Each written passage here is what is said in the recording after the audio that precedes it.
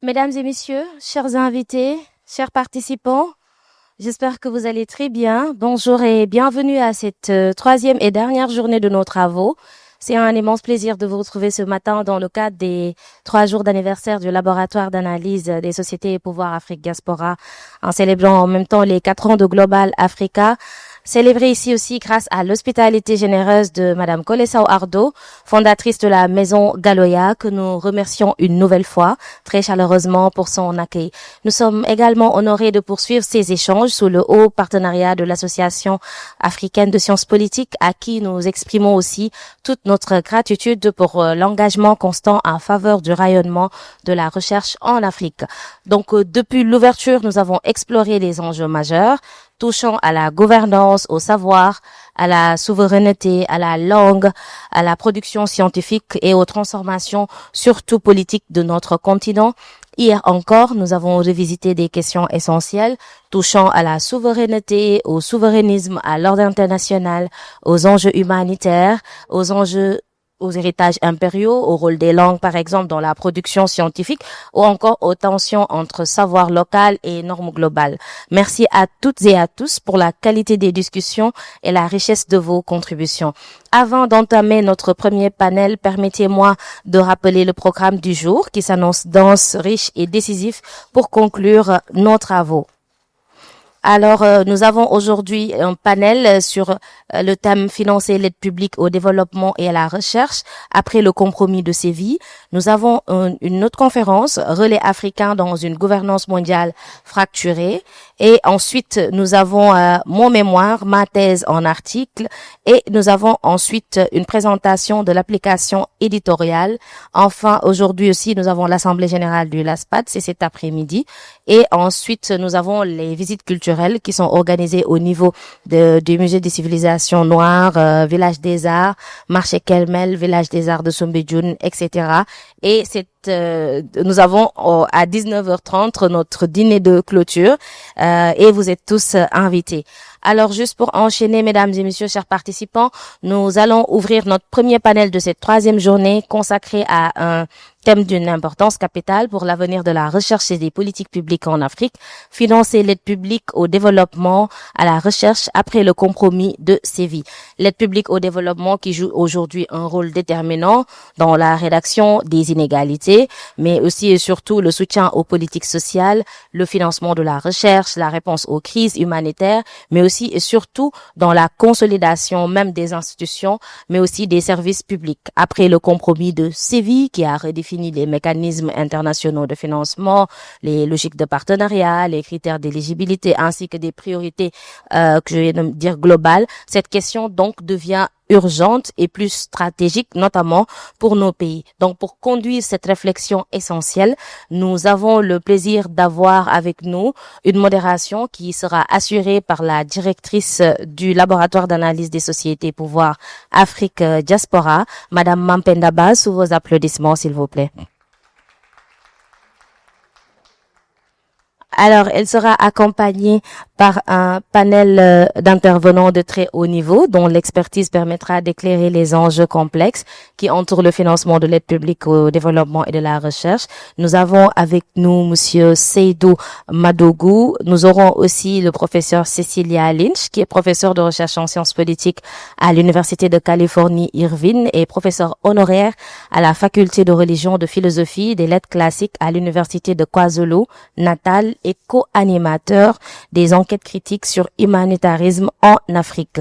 Nous avons avec nous, en dehors de Madame Cecilia Lynch, Madame Foulo Bass de la Fondation Brazzaville, actuelle directeur général de la Fondation Brazzaville, organisation à but non lucratif, de droit britannique basée à Londres et avec une antenne à Genève et une autre à Lomé.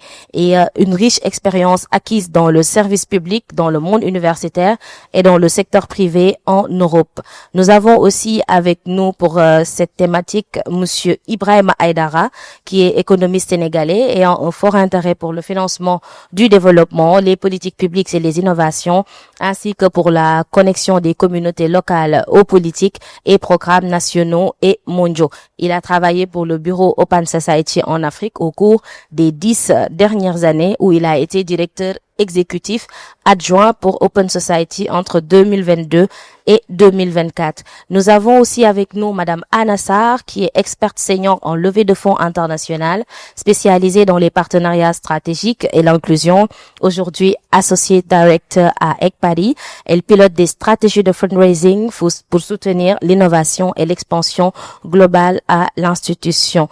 Nous avons en même temps avec nous aujourd'hui Monsieur Abdourahmane Gaye, qui est responsable division planification de l'ARD Saint-Louis, spécialiste en développement local, et Monsieur Laurent Vidal, directeur de recherche de l'IRD. Donc, sans plus tarder, sous vos applaudissements, nous les invitons à nous rejoindre.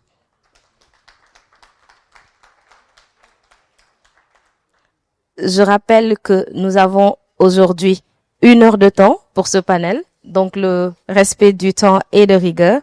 Donc, je passerai des mots pour chaque intervenant. Merci beaucoup. Professeur, à vous.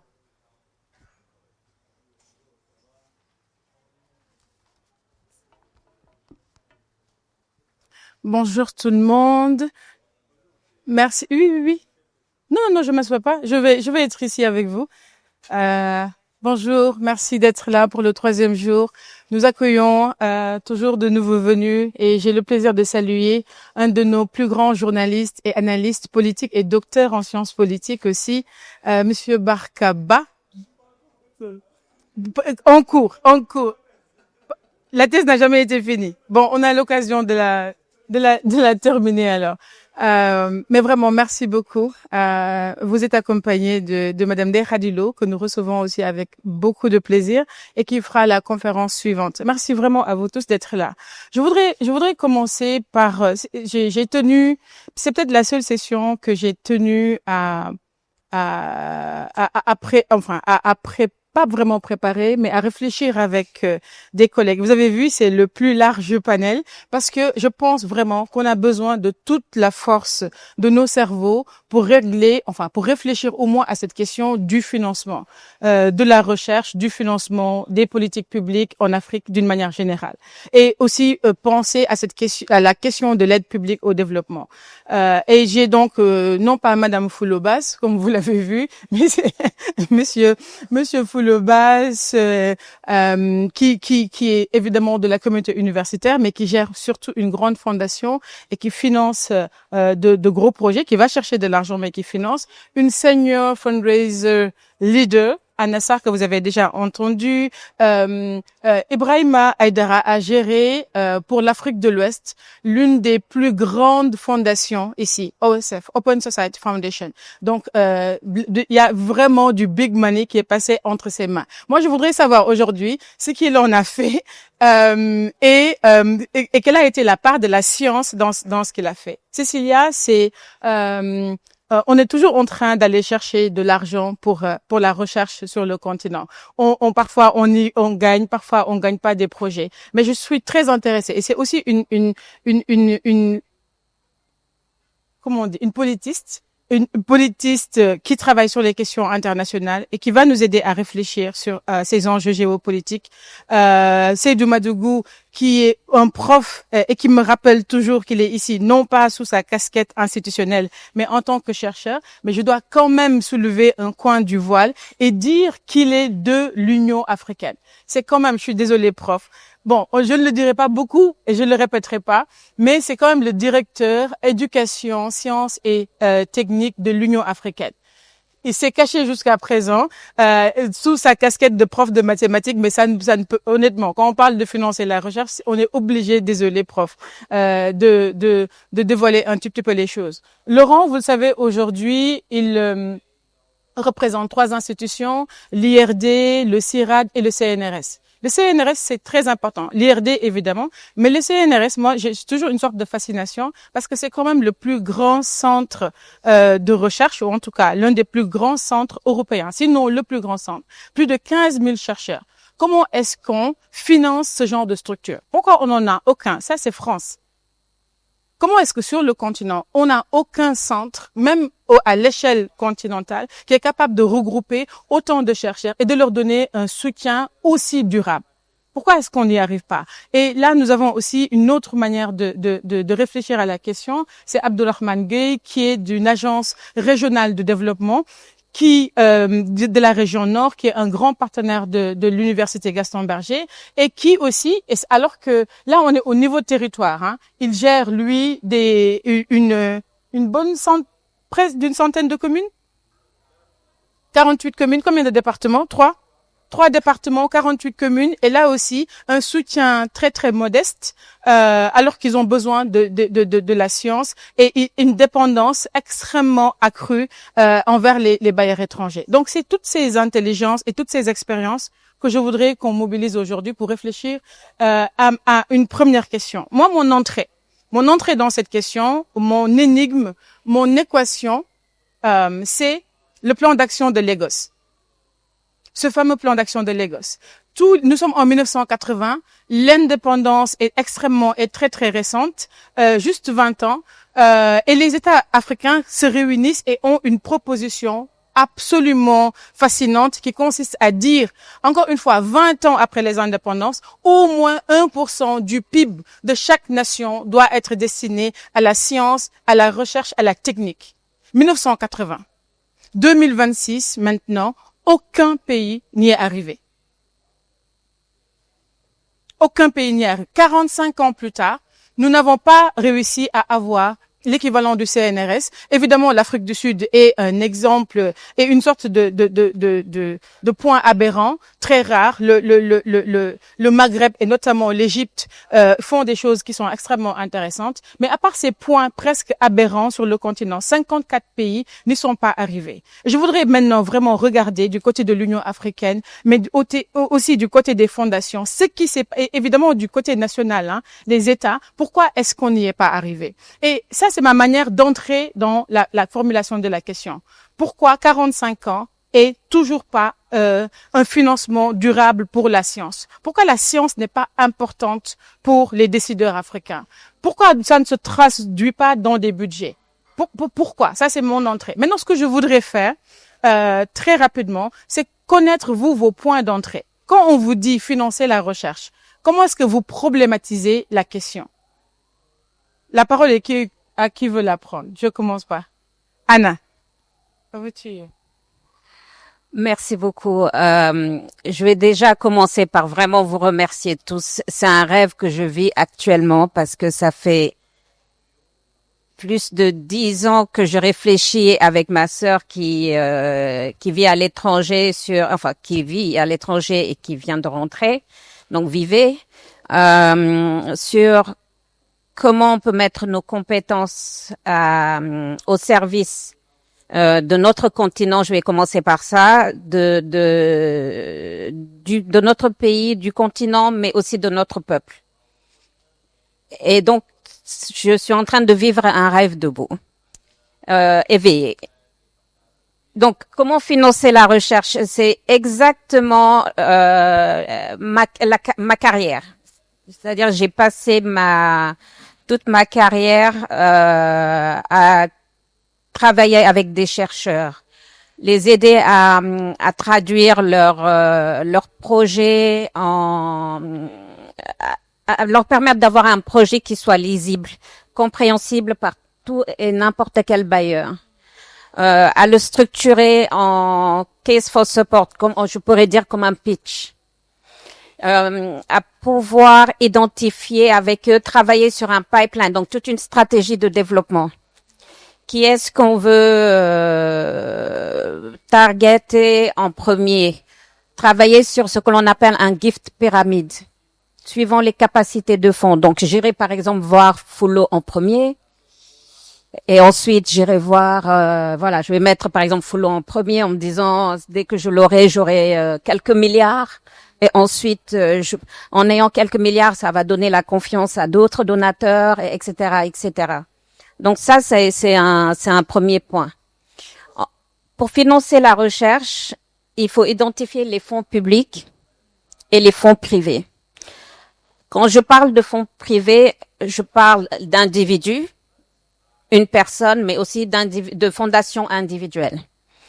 Je peux aussi parler d'entreprises. Donc, fonds privés peut aussi se traduire en entreprises. Donc, des entreprises, soit dans leur budget d'innovation, parce que pour les entreprises, l'académie, la recherche est très, très, très stratégique.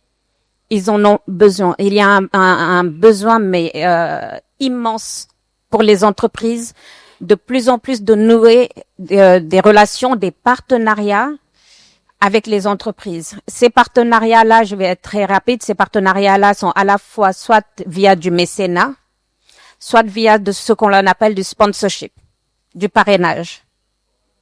Et donc, on arrive au cadre légal qui doit être créé par les États et les gouvernements pour faciliter soit les déductions fiscales, en tout cas, créer un environnement favorable pour que ces entreprises-là, ces institutions privées, publiques, puissent soutenir la recherche.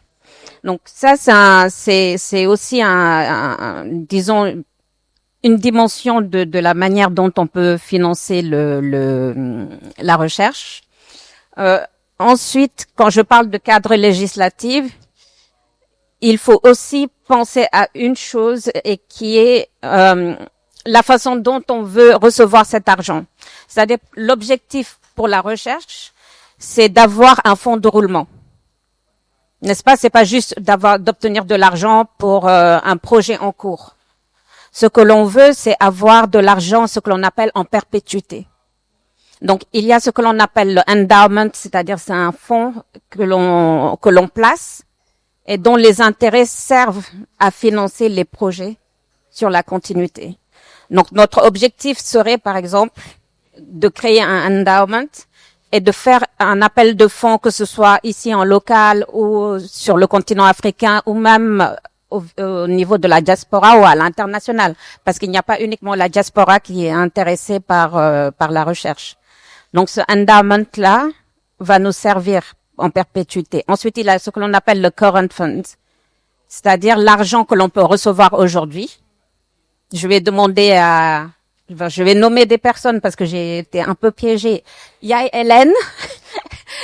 Donc, je vais demander à des personnes de me donner de l'argent. Je sais pas, je dis comme ça, 10 000 euros. C'est comme ça, je dis, mais c'est pour l'utiliser tout de suite, à l'instant T. Ça, c'est du current fund.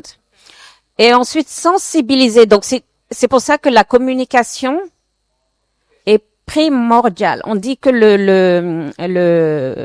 l'argent est le nerf de la guerre, mais la communication est primordiale. Il faut savoir engager. L'engagement est un art. Donc, le fait d'engager la jeunesse, le fait d'engager l'écosystème va nous permettre de leur dire pourquoi pas faire des dons réguliers de 1 000 francs par mois. Voilà. Donc, ce sont des opportunités qui existent. Je te coupe pas, Anna. Tu es partie très, très rapidement dans une dimension très opérationnelle, très pratique. Mais j'ai beaucoup aimé le concept de fonds à perpétuité. C'est quand même, c'est quand même l'idéal. Ça, ce serait fabuleux. Je voudrais donner la parole à Prof, pour peut-être une vision encore un peu plus institutionnelle sur comment vous problématisez le financement de la recherche à l'Union africaine, même si tu ne parles pas aux ONG. Merci prof et surtout merci pour l'invitation. Je tiens vraiment à vous remercier ainsi que votre équipe de laboratoire, surtout que vous êtes une femme battante qui fait beaucoup de choses. En tout cas, félicitations. Les gens l'ont dit ici et je réitère ça. Depuis qu'on s'est connus, j'ai vu ce que vous êtes en train de faire. Maintenant, concernant ce que je veux dire, comme elle l'a dit, je suis venu à titre personnel de chercheur, d'enseignant-chercheur. Ce que je veux dire n'engage pas mon institution, je suis en congé. J'ai pris un congé. Ça n'a rien à voir avec mon institution, c'est mon expérience vécue que je vais vous partager avant que je regagne l'institution. 20 ans de carrière, depuis simple assistant à professeur jusqu'à diriger les institutions, monter des projets et des programmes, voyager dans pratiquement presque tous les grands pays, les grandes institutions Banque mondiale, discuter des projets de développement et de programmes. Et comment est-ce qu'on les a montés? Et est-ce que c'est bon ou pas? C'est ça que j'aimerais partager. Ça n'a rien à voir avec mon institution. Non, je ne peux pas parler ici au nom de cette institution. Maintenant, pour aborder ce thème, moi, quand j'ai regardé l'intitulé du thème, on parle de financer l'aide au développement et notamment la recherche après le compromis de Séville. Donc moi, je suis parti dans les concepts pour comprendre et comparer avec ce que nous avons fait durant 20 ans. D'abord, j'ai commencé à m'interroger qu'est-ce que c'est que l'aide au développement. Je suis parti prendre la définition de l'OCDE, donc qui dit l'aide au développement définie par l'Organisation de coopération et de développement économique. Elle est définie comme aide fournie par des pays développés ou des institutions spécialisées telles que la Banque mondiale ou le FMI, dans le but de promouvoir le développement économique et améliorer les conditions de vie des pays en développement. C'est la définition donnée à l'aide au développement. On dit qu'elle prend forme, elle est donnée ou prend sous forme de dons ou de prêts constitutionnels. Donc c'est pas tellement gratuit qu'on nous donne ça pour nos pays. Et si ce n'est pas gratuit, ça veut dire qu'on doit l'utiliser pour le développement de nos pays. Et il est ajouté que cette aide a comme référence de manière générale l'aide extérieure et comme elle a dit depuis des années. Et ils ont pris comme référence 1969. Sur cette base, je me suis posé un certain nombre de questions, notamment 3 questions pour pouvoir comprendre et comparer avec ce qu'on est en train de faire, si vraiment elle peut nous aider avant d'acheminer sur la recherche. Donc ça fait 60 ans qu'on nous aide à nous développer. 60 ans, surtout les pays africains.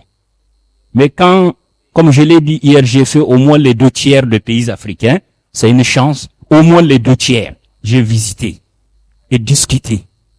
60 ans en Afrique, il n'y a aucun pays qui s'est développé sur la base de cette aide. Il n'y a aucun. Oui, il n'y a aucun. Le vrai exemple, c'est l'Afrique du Sud. Ce n'est pas issu de l'aide au développement. Elle a cité quelques pays d'Afrique du Nord qui tentent de s'échapper. Il y a au moins 1 ou 2 pays qui ne sont plus de l'aide au développement. Ils ont refusé. Oui, ils ont refusé. Ils tentent. Mais jusqu'à présent, il n'y a aucun. Je suis parti loin, comparé avec d'autres continents que je connais. Je me suis rendu compte que ceux qui se sont débrouillés, ce n'est pas avec l'aide au développement. Je reviendrai là-dessus. Ça, c'est la première interrogation. La deuxième interrogation, c'est fondamentalement qui nous aide. Oui. C'est les pays en développement. J'ai assisté à plein de réunions avec les grands pays là. Je me dis, comment est-ce que des pays qui eux-mêmes sont confrontés à des réductions budgétaires, qui cherchent à maintenir ou à améliorer leur niveau de développement ou à rester dans la course des grands. Parce que je vous dis, réellement c'est une course, hein. Je vous dis, j'ai assisté à ces réunions. C'est une course aux grands. Vont aider d'autres pays à se développer. Comment? Ou à les rattraper. Vous êtes premier, vous ne voulez pas que les autres vous rattrapent. C'est une vérité absolue. Deuxième interrogation, comment est-ce que des pays qui n'ont pas assez de ressources comme vous, et notamment les ressources naturelles, vont vous aider à vous développer et vous en passer d'eux? Point d'interrogation. À ces différentes questions, fondamentalement, je conclus non. Oui, non. En tout cas, c'est personnel, non. Cette aide ne sert, et j'ai trouvé le mot dans la documentation de l'OCDE, qu'à maintenir les liens politiques et économiques avec ces pays. maintenir les liens politiques et économiques. Vous êtes des intellectuels conclués vous-même. Et je pars rapidement. Et je suis parti sur les pays qui se sont développés.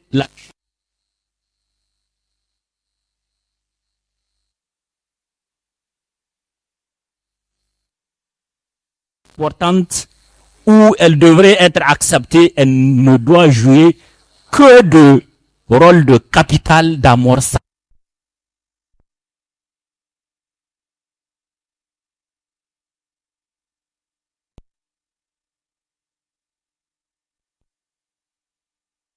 De cette aide, l'efficacité est marginale. Et j'ai trouvé une définition quelque part où ils disent, elle sert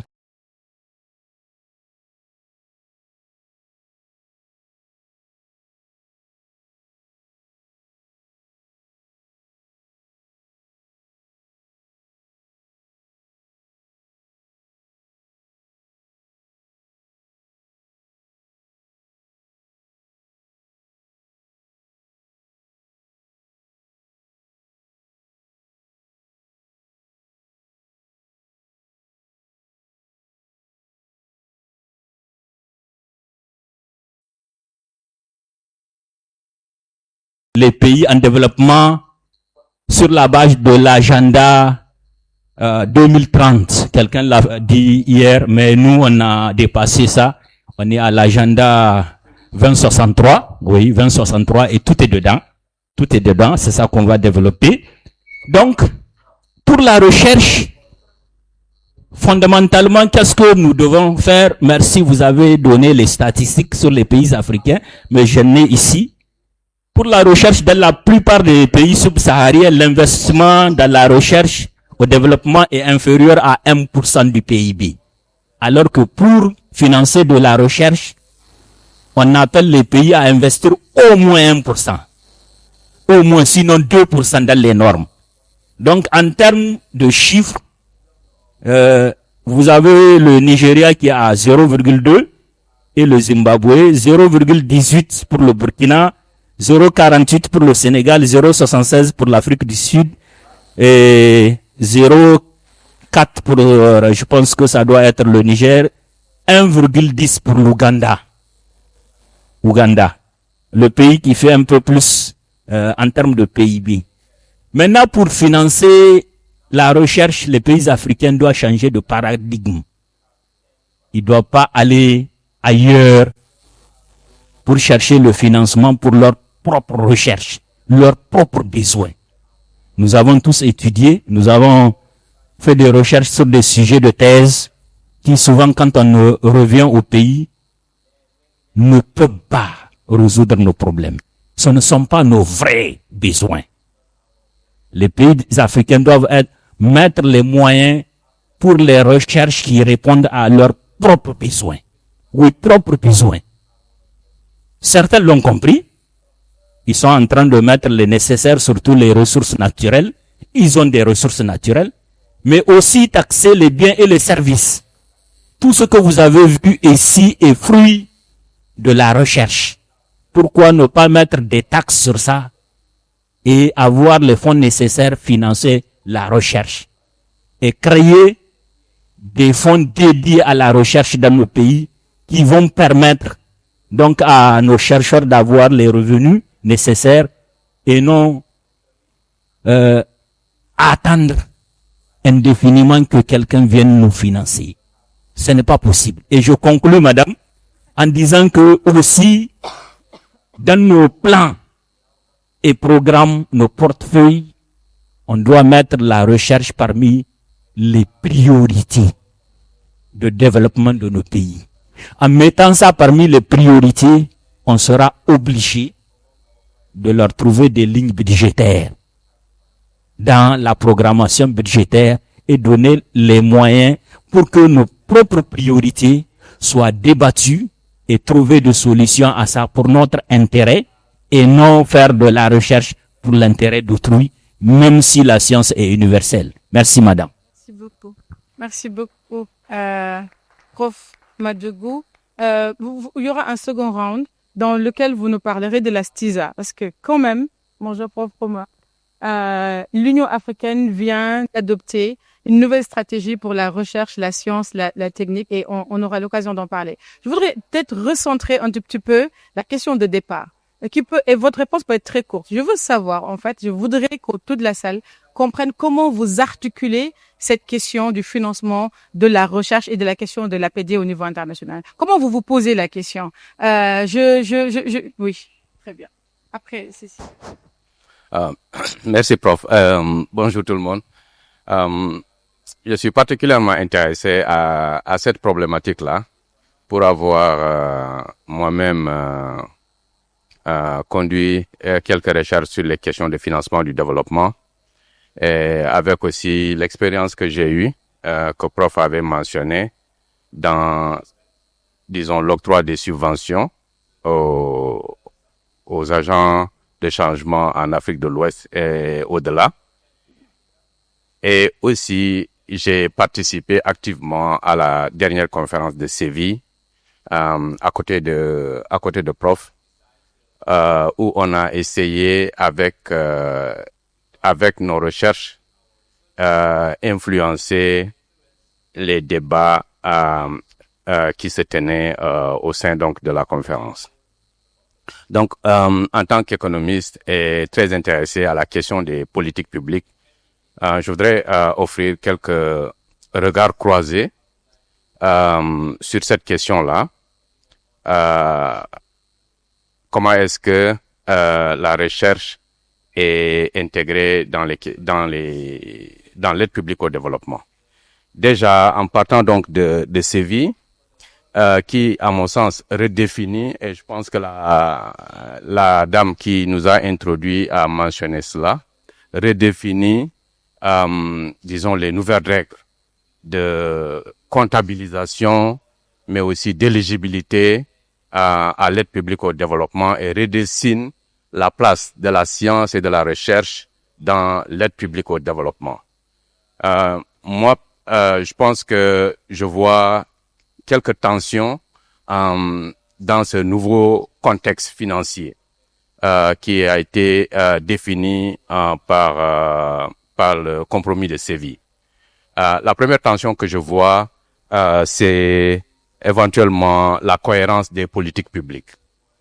L'on sait que, en général, l'aide qu'on nous donne est souvent fragmentée et très court-termiste, contrairement aux projets de recherche scientifique qui, eux, sont à long terme. Et en général, cette aide-là n'est pas nécessairement articulée aux priorités nationales, encore moins aux priorités de recherche scientifique de nos pays, des pays africains. Et donc, je pense que là, il y a un problème de cohérence. Dans mon expérience, par exemple, à Open Society, je vais donner quelques exemples. Nous avions un programme sur la question de sécurité alimentaire dans un contexte de changement climatique. L'on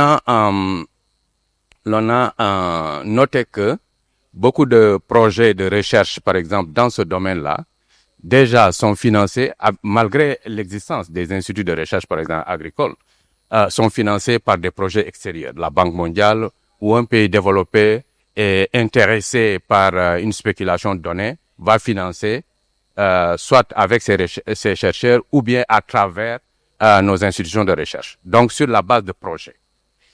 Et qui n'est pas nécessairement articulé aux besoins de nos communautés ou aux priorités de nos centres de recherche.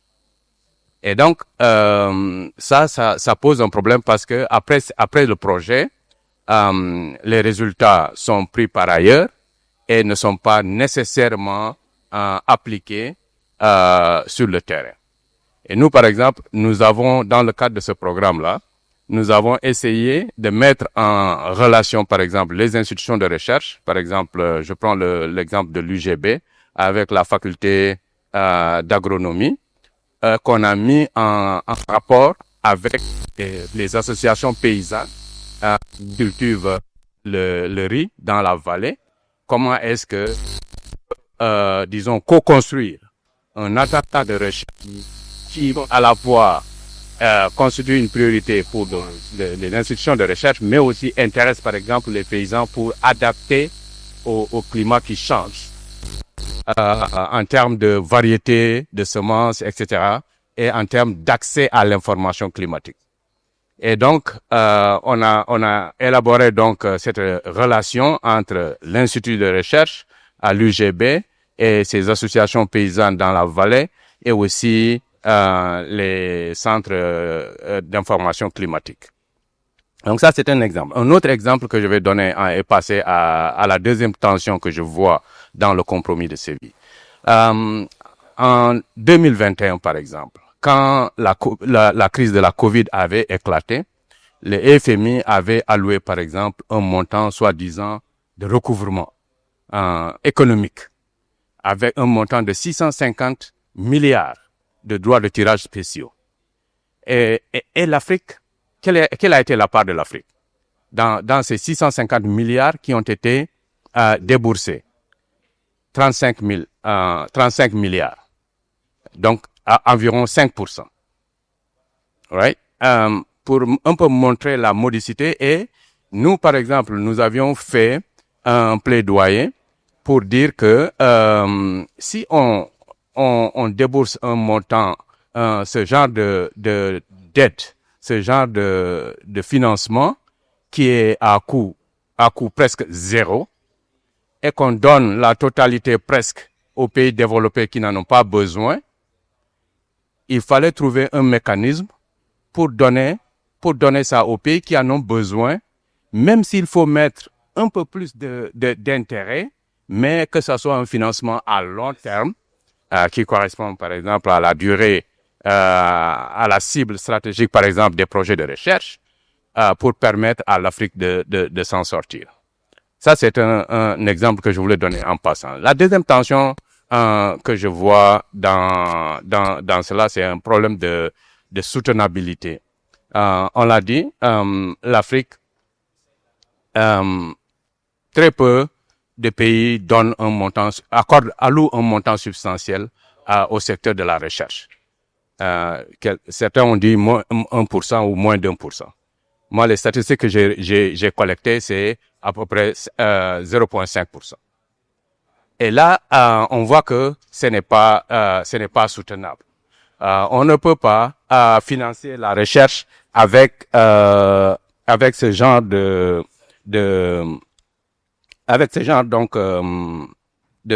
financement. Donc, la troisième tension que moi,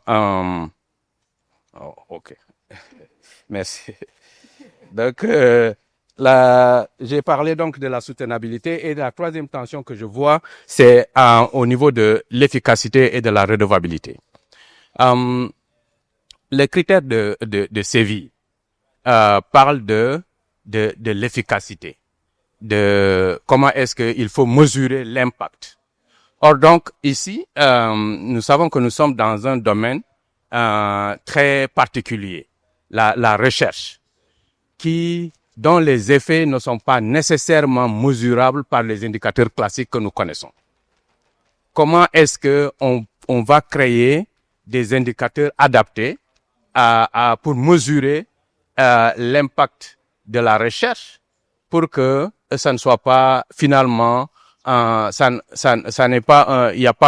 n'y ait pas un effet d'éviction avec les critères de Séville par rapport à la recherche. Donc, je voudrais proposer rapidement, prof, trois idées que je voulais proposer pour accroître le financement de la recherche en Afrique. Premièrement, moi, je pense que on peut imaginer, depuis des décennies, l'économie du développement a établi clairement la relation symétrique entre l'aide publique au développement et la recherche. L'aide publique peut effectivement financer la recherche, et la recherche peut accroître l'efficacité de l'aide publique au développement. Et donc, moi, je pense que l'on peut intégrer les projets d'aide publique au développement et la recherche au lieu de les déconnecter. Et dans chaque projet, par exemple, on s'accorde pour allouer une proportion pour la promotion. La deuxième proposition que je voulais faire, c'est par exemple avoir un cadre de politique publique. Par exemple, on a de grands projets. Ce projet minier, projet pétrolier, par exemple, le cas du Sénégal, on peut spécialiser des institutions locales, nationales, si on veut, régionales, aider à informer ces politiques sectorielles avec des données subterfuges. Et je pense que ça va seulement accroître la quantité des politiques publiques à ce niveau-là. Et pour terminer, ma troisième proposition, Anna l'a mentionné, c'est comment est-ce qu'on va faire pour diversifier. Dans mon expérience, nous avons dans quelques recherches, par exemple, proposer des solutions innovantes. Par exemple, pour accroître le financement de la réduction du méthane, par exemple. Je donne un exemple, la réduction du méthane. On sait que sur l'espace, le secteur du changement climatique, right? L'Afrique, maintenant, c'est un domaine assez sexy où il y a plus d'investissement que ça draine, mais l'Afrique reçoit une part faible. Et dans ce secteur-là, par exemple, la question spécifique du méthane, qui affecte plus le continent, reçoit presque une proportion marginale.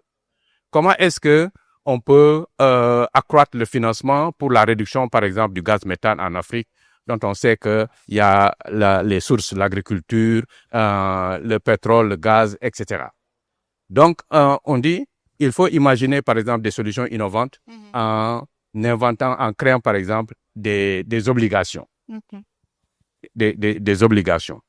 Bon, je suis d'accord avec Anna, par exemple, pour créer cette relation entre les institutions de recherche et, par exemple, le secteur privé. Très bien. On arrivera, merci beaucoup, Ibrahima. Merci de donner le micro à Cécilia. On arrivera à cette dimension, encore une fois, pratique, où on va opérationnaliser les solutions. Mais là, je voudrais vraiment, encore une fois, rester peut-être dans le domaine aérien des idées pour essayer de comprendre, en fait, ce qui se passe. Et Cécilia, qui est une internationaliste, est-ce que tu peux nous aider à comprendre ce champ? Alors, je ne sais pas du tout, mais c'est la réponse courte. Mais je vais essayer d'un point de vue externe, si vous voulez. Pour moi, la question principale, c'est en tirant de mon collègue Silas Kemetio hier, comment sortir de la philanthropie calculée de Edward Glissant, c'est-à-dire la philanthropie qui donne des petites choses, petit à petit, pour vous traîner dans l'esprit qu'on accomplisse quelque chose Donc et aussi en même temps qu'on ne donne pas de quoi il faut pour se nourrir, etc.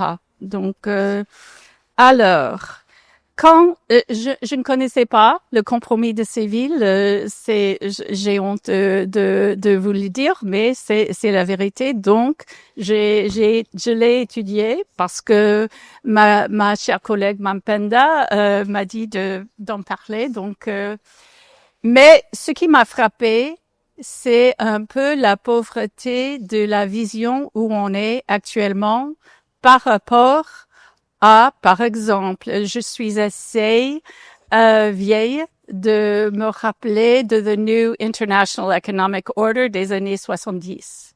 Alors là, on avait tout un encadrement de changement des pays du Sud sur le plan non seulement de financement, mais du capitalisme, de l'investissement, enfin de tout quoi, de partage de technologie, de tout, et aussi un partage de pouvoir sur le plan de loi internationale. Donc tout ça va ensemble. Alors de là à aujourd'hui, je remarque que le Jubilee Group dans leur recherche, disait il y a 5, 7 ans que plus que 2 milliards de dollars chaque année est tiré du continent africain.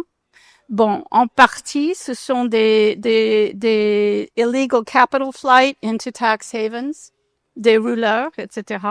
Mais aussi, c'est par des moyens légaux, c'est-à-dire les multinationales qui extraient toujours les profits au bénéfice de métropoles.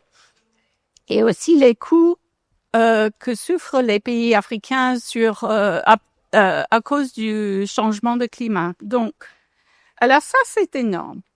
Et comme j'étudie, je fais de la recherche sur l'humanitaire, une chose qui me frappe sur le plan d'aide et l'humanitaire, c'est la division de tout ce qu'il y a. Peacekeeping, post-conflict rebuilding, peace buildings et tout. Au lieu d'avoir un sens de l'ensemble, une vision de l'ensemble. Donc ici, je me dis, pourquoi on n'a pas la vision de l'ensemble de l'extraction, pas seulement ce que chaque pays, un pourcentage d'1%, demi%, 5% donné à la recherche, mais pourquoi ne se concentrer pas sur ces questions de base, sur l'extraction, sur le financement. Et je dis encore une petite chose, c'est un peu différent, mais je crois que c'est lié. J'apprécie beaucoup ce que vous faites et pour notre petit projet SIHA qui veulent décoloniser, si vous voulez, j'aimerais bien vous en parler. Or, il y a aussi de nouvelles idées sur la philanthropie qui disent, par exemple, il y a des gens riches, quoi, qui ont décidé de donner le tout, pas de créer une fondation, mais de donner le tout. Enfin, Mackenzie Scott est le plus connu, mais il y en avait avant. Donc, il y a les deux modèles. Il y a the endowment, perpétuité, mais aussi ce que Mackenzie Scott fait pour les historically black colleges, par exemple, c'est de leur donner des millions de dollars. Alors, c'est eux qui peuvent faire les choses en perpétuité, ou bien ils peuvent décider de dépenser les choses pour changer les choses maintenant. Donc, je veux introduire ce modèle aussi parce que je crois que c'est important. Merci. Merci beaucoup. Merci Cécilia. Laurent, Cécilia, tu as utilisé un mot que je veux vraiment mobiliser dans ton second round, la question de la pauvreté. Oui, mais pas au sens où nous l'entendons ici. Moi, je voudrais lier ça avec la question de l'expérience. Et comment est-ce que c'est exactement ce qu'il disait. 60 ans, après 60 ans d'écueils et d'obstacles, nous sommes toujours confrontés, toujours systématiquement à des questions qui se posent finalement de la même façon. La pauvreté d'expérience, c'est ça que je voudrais qu'on questionne. Pourquoi est-ce que on a l'impression qu'on n'apprend pas de l'histoire précisément pour aller vers les solutions innovantes? Yes, please. I can. Yes, please. Okay. Please. Yes. Donc, la pauvreté d'expérience, ça me frappe toujours quand je suis ici en Afrique. Les gens parlent toujours de la pauvreté de vous-même, quoi. Bon, aujourd'hui aux États-Unis, par exemple, je vais renverser les choses un peu. J'aime beaucoup renverser la perspective. Mais, par exemple, aux États-Unis, à mon université, à toutes les universités de la Californie, à Harvard, à Columbia, enfin, partout, bon, on tire le tapis du financement de l'État, donc et conditionne ce financement au destruction of any pro-Palestinian action, also of any diversity inclusion. Donc, et ce que les universités devaient faire, c'est de dire non. Mais au lieu de ça, ils disent, bon, on va négocier, on n'aime pas ça, mais on va négocier, quoi. Donc, c'est effrayant, c'est affreux. C'est une situation affreuse. Et je dis ça parce que notre exemple n'est pas un exemple à suivre, hein. C'est pas uniquement l'État. Quand l'État peut subir ce changement vers le fascisme. Enfin, on est fasciste, je crois, chez nous maintenant. Donc, bon, quand je viens ici, j'apprends toujours beaucoup de choses de vous et j'aime pas l'idée de bon, c'est toujours cette pauvreté de quoi que ce soit, quoi. Je comprends ta positionnalité. Moi, autant toi, tu as le courage de dire je vis dans un pays fasciste. Moi, j'ai le courage de dire je vis dans un continent. Cette pauvreté, évidemment, elle n'est pas matérielle, elle n'est pas. Tu vois ce que je veux dire. C'est pas une pauvreté en intelligence ou en ressources ou en ce qu'on veut. C'est une pauvreté, encore une fois, d'expérience qui fait que, encore une fois, après les ajustements structurels, qu'est-ce qu'on a appris? Qu'est-ce qu'on a changé? Qu'est-ce qu'on a transformé?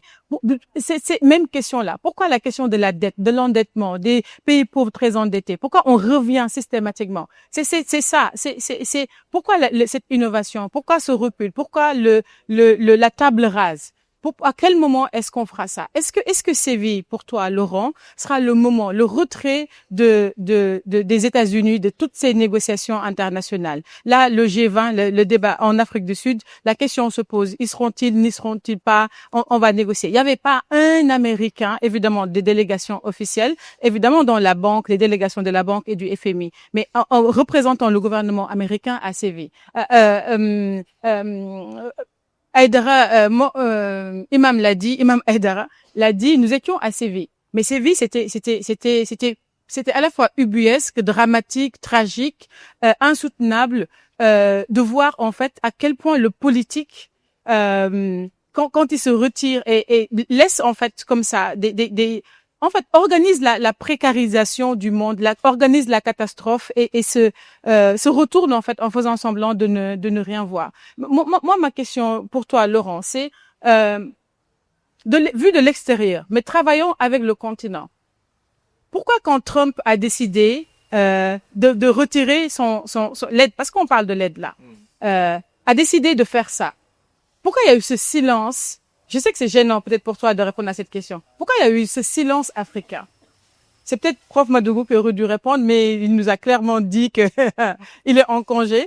Et pourquoi il y a eu ce manque de réaction qui a entraîné, au fond, après, on a vu la suite de les États européens qui ont dit eux aussi, bon, finalement, pourquoi s'épuiser? On a un effondrement du soutien international. Je ne dis pas qu'il faut en vivre. Je dis juste, politiquement, comment est-ce qu'un continent peut rester silencieux par peur? Qu'est-ce qui s'est passé à ce moment-là? Question compliquée, mais juste pour revenir sur le G20, comme vous le savez, moi je suis à Pretoria, donc j'ai vécu et j'ai participé à certaines réunions. Le sommet des chefs d'État de fin novembre a été précédé de réunions ministérielles où les 20 ministres, moins un, États-Unis, la Russie, la Chine, etc. étaient là, devaient produire un communiqué. Une des rares réunions ministérielles où il n'y a pas eu de communiqué conjoint, c'est la réunion sur la science. Pourquoi? Parce que l'Argentine, qui a joué un peu le rôle de proxy des États-Unis, a refusé que l'on parle d'inclusivité, d'égalité et de diversité, qui n'étaient ni plus ni moins que les 3 mots d'ordre de la présidence sud-africaine du G20. Donc ça pouvait pas passer. Bon, tout ça pour dire que c'est banal, hein, mais que une décision de ministre de la Recherche a été politiquement orientée. Bon, la réaction des États africains sur la suspension de l'aide, ça je peux pas, enfin la suspension, notamment l'USAID, etc. Ça je peux pas le dire, mais simplement ce qui est intéressant, notamment pour l'Afrique du Sud, dans une situation extrêmement complexe de relations avec le G20. Et d'ailleurs Trump a dit qu'il voulait pas que l'Afrique du Sud participe au G20 que les États-Unis viennent de prendre là depuis quelques jours. C'est que précisément, ça fait le lien entre l'impact sur le développement, donc sur des vies, Hein, on parle de vie de personnes vivant avec le VIH, par exemple. Hein. L'Afrique du Sud est quand même le pays où il y a le plus de personnes vivant avec le VIH, peut-être en termes de proportion dans le monde. Et donc, il y a eu un impact direct. Hein. Du jour au lendemain, il y a des associations de lutte qui n'ont plus pu proposer la prévention pré-exposition, enfin au VIH, par exemple. Et en même temps, l'impact majeur, c'est pour ça que je parle de cet impact de l'USAID, ça a été sur la recherche en santé, forcément, parce que les chercheurs qui travaillent sur le VIH, ils travaillent avec les structures qui les prennent en charge. Si les secondes ne sont pas financées, la première, évidemment, en pâtit. Mais peut-être pour dire quelques mots, pour pas être trop long sur la question, alors plus de la recherche que de l'aide au développement. Moi, j'aurais peut-être deux formules par rapport au financement de la recherche. Hein. Et ça, je vais pas dire ce qu'il faut faire, je dis plutôt ce que l'on fait peut-être. Alors, je sais pas si le CNRS est un exemple, mais dans certains organismes de recherche, notamment en France, c'est que premièrement, il faut faire feu de tout bois, et deuxièmement, il faut pas y aller seul. C'est-à-dire que il faut se positionner sur tous les appels d'offres. Hein. Donc évidemment ceux qui peuvent proposer le secteur privé, les fondations, etc., mais aussi l'Union européenne. Et pour ça, il faut pas y aller seul. Quand je dis il faut pas, je dis pas il faut pas que les institutions africaines y aillent seules. Ça me permettrait pas, j'aurais pas la prétention de dire ce qu'il faut que les institutions africaines fassent. Je dis simplement c'est ce qu'on fait au CNRS ou à l'IRD. Hein. Donc il faut s'engager dans la réponse à ces appels d'offres. Ça suppose d'avoir des partenariats, de travailler en réseau avec des universités européennes pour parler des appels d'offres de l'Union européenne. Et surtout, je pense qu'il faut jamais perdre de vue qu'il y a, alors je passe à un autre sujet très rapidement, qu'il y a deux questions dans le financement de la recherche. Il y a le financement des institutions, hein, et le financement de la production de connaissances, des projets. Donc ça, c'est aller à des guichets divers et variés. Mais on oublie très souvent le premier. Et cela, ça peut faire le lien avec l'aide publique au développement. C'est-à-dire que, par exemple, et là encore, je dis pas ce que l'Afrique devrait faire, mais par exemple, on a vu dans les établissements de recherche français des chercheurs qui refusaient de répondre à aller à des calls de l'Union européenne parce qu'ils n'avaient pas en arrière-plan le staff pour pouvoir les aider à monter ces projets. Donc, il faut des infrastructures, et là, il y a des agences de développement qui peuvent financer des infrastructures, hein, mais il faut du personnel d'appui aussi. Enfin, je veux dire, on l'oublie un peu. Hein. Alors, c'est bien nos réflexions théoriques. On va travailler sur ceci, sur la souveraineté, etc. Why not? Simplement, le problème, c'est que si on veut avoir des financements importants qui peuvent être structurants, il faut du personnel pour nous aider à les monter et puis pour les manager après. Bon. Absolument. Non, mais tu es dans des formes d'absolue évidence. Il faut vraiment mettre la main à la pâte pour savoir ce que ça veut dire, effectivement. Tu n'avais pas fini? Non, si, pour le moment, si. Non, ça va. Vas-y, continue. Ah, c'est bon. Encore une fois, le premier round, c'est pour nous aider à comprendre les choses. Ensuite, on rentrera dans les solutions. Là, je veux vraiment, c'est la dimension géopolitique. Je voudrais, Foulo, avant, et je terminerai par Abdulrahman Gueye. Foulo, je voudrais encore une fois, toi qui es dans une fondation qui finance une grande partie de la recherche médicale. Et quand je disais tout à l'heure, le silence aberrant des États africains, mais aussi des chercheurs, les chercheurs ont fait un peu plus de bruit, mais ils se sont quand même tués. Parce que USAID, c'est effectivement ça. C'est beaucoup de recherche médicale, beaucoup de terrain et avec des conséquences, beaucoup d'humanitaire aussi, avec des conséquences qui ont été désastreuses. Moi, je voudrais comprendre, Foulo, pas seulement le positionnement de ton organisation. Là, on peut peut-être faire comme Prof Madougou, tu peux te mettre en congé par rapport à la Fondation Brazzaville. Mais tu es aussi un penseur et tu connais le continent et tu connais l'Europe. Comment est-ce que cette question s'est articulée sur toutes ces années? Est-ce qu'elle a changé? Comment est-ce qu'encore une fois, tu penses, quand tu dois réfléchir tout seul à financer la recherche africaine, quelle est ta perspective par rapport à ça? Je vais devoir me lever parce que la question est pour moi tellement importante et tellement saisissante pour que tous ensemble on puisse dire parlons depuis notre cœur. Eh bien, le professeur Seydou a cité tout à l'heure l'agenda 2063 pour l'Union africaine. Cet agenda fait référence à quoi? Mois de mai 1963, où les fondateurs de l'OUA de l'époque disent, en conclusion, l'Afrique a parmi les priorités des priorités, il y a 3 priorités qui sortent du lot. La première, comment il fallait que l'Afrique s'approprie la question du savoir, donc de la création du savoir, pour repousser à l'époque une question qui était prégnante, qui était la question de la santé. Notamment la femme qui meurt en donnant vie. Number one. Deuxième question, à l'époque, les 32 chefs d'État et de gouvernement qui s'étaient retrouvés à Addis Abeba ont dit il fallait que l'Afrique nourrisse ses Africains, l'agriculture. Donc, ça suppose qu'il fallait qu'on investisse.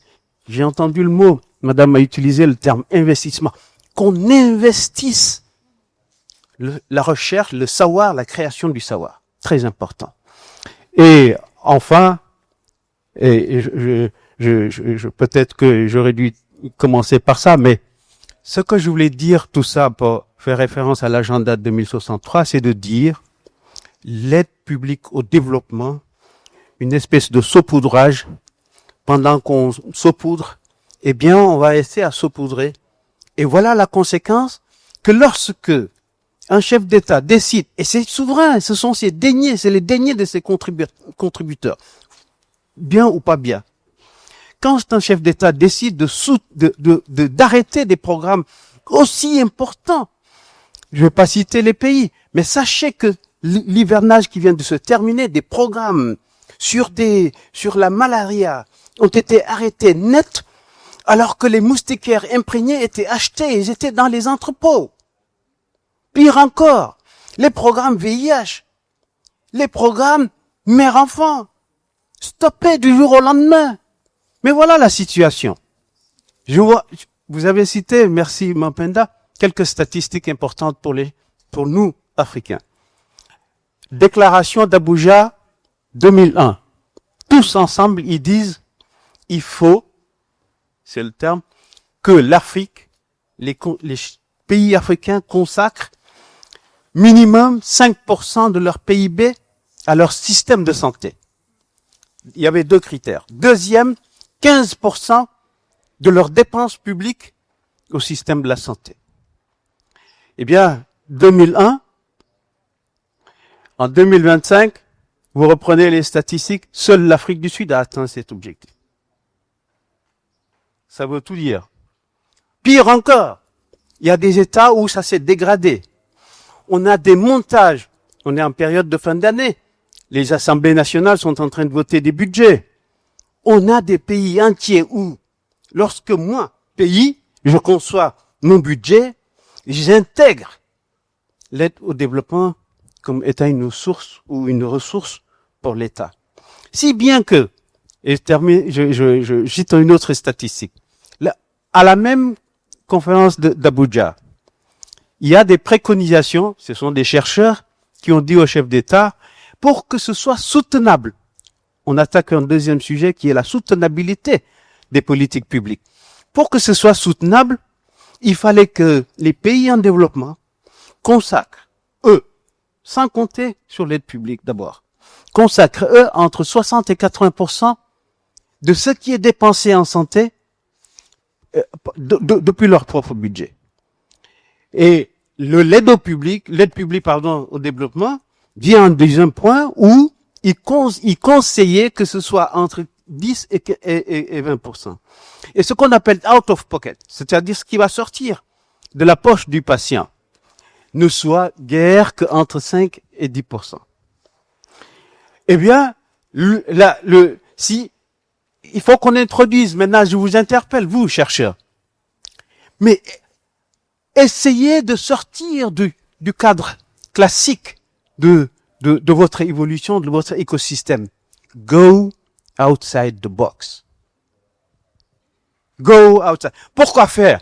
Eh bien, le politicien, pour ne pas dire le politique, eh bien, il changera le jour où il comprendra que vous êtes dans la capacité de changer le game.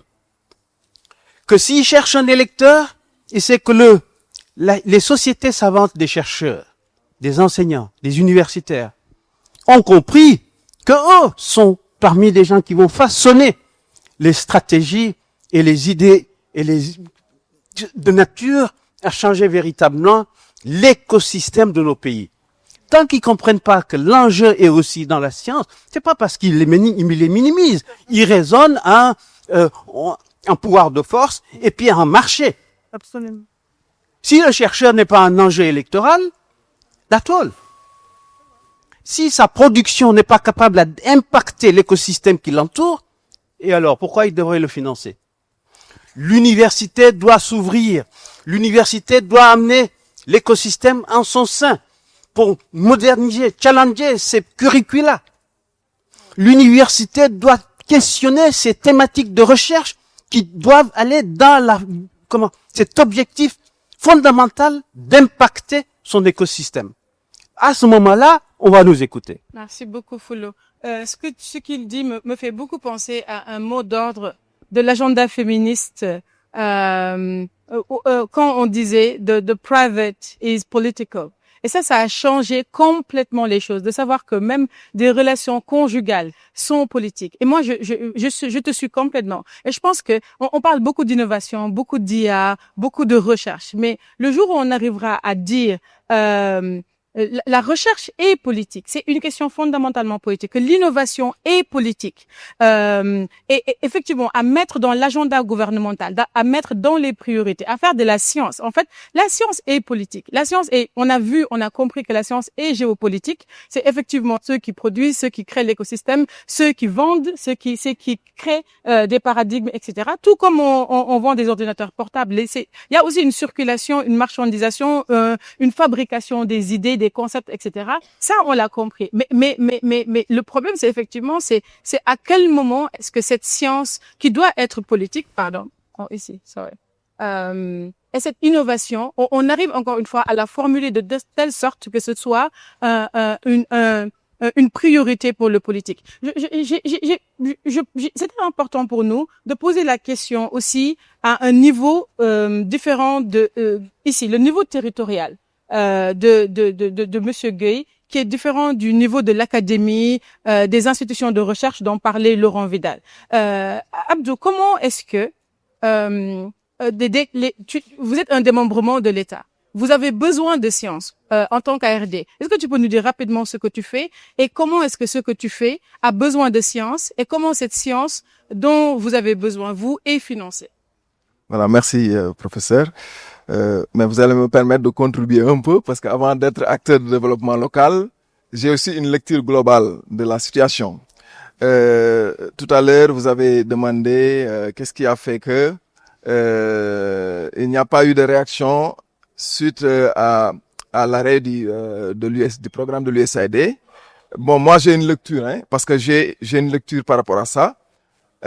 Nous avons constaté nous tous que ces 5 voire 10 dernières années, l'Afrique avait envie, à travers ses personnalités, de changer de paradigme.